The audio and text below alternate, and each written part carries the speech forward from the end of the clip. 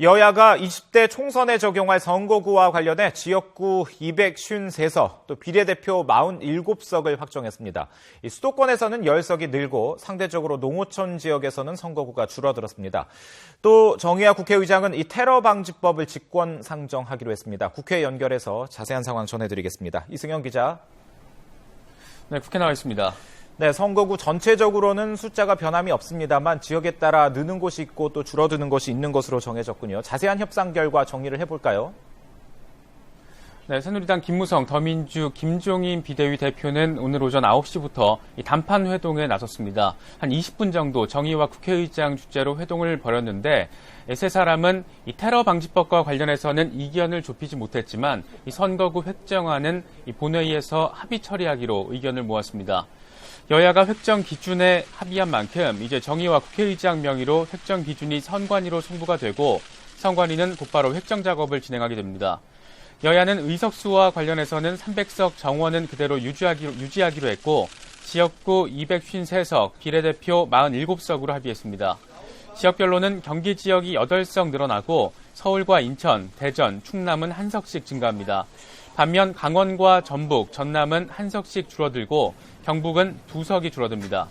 정의와 국회의장은 획정위에 모레까지 획정안을 국회에 제출해달라고 요청해놓은 상태인데 여야는 선관위가 획정안을 다시 국회로 보내오면 오는 26일에 본회의를 열어서 처리하기로 했습니다.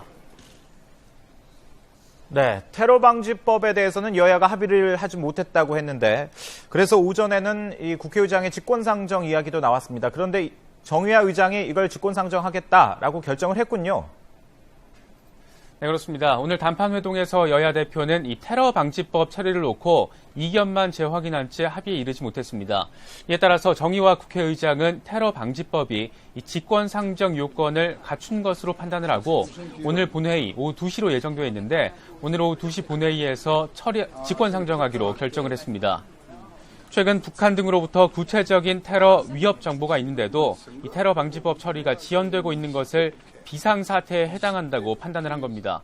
의장실 관계자는 정 의장이 오늘 오후 1시 반을 심사기일로 지정을 해서 오후 2시로 예정된 본회의에서 직권 상정할 것이라고 설명했습니다. 이와 관련해서 테러 방지법을 다루는 이 국회 정보위원회는 잠시 뒤인 12시 반쯤부터 회의를 열어서 이 법안을 심사할 예정입니다. 현재 야당은 이 테러 방지법 처리에 반대 입장을 거두지 않고 있는데 여당은 야당 위원들이 오늘 회의에 불참을 할 경우에 단독 처리한다는 방식입니다. 정보위 여야 의원들이 테러 방지법 처리를 놓고 합의에 이르지 못하더라도 국회의장이 심사기일을 지정한 만큼 오늘 본회의에 테러 방지법은 직권 상정됩니다. 이에 따라서 오늘 오후 본회의에서는 여야가 합의한 북한 인권법과 이 정 의장이 직권 상정할 테러 방지법 등 쟁점 법안에 대한 표결이 진행될 것으로 보입니다. 지금까지 국회에서 YTN 이승현입니다.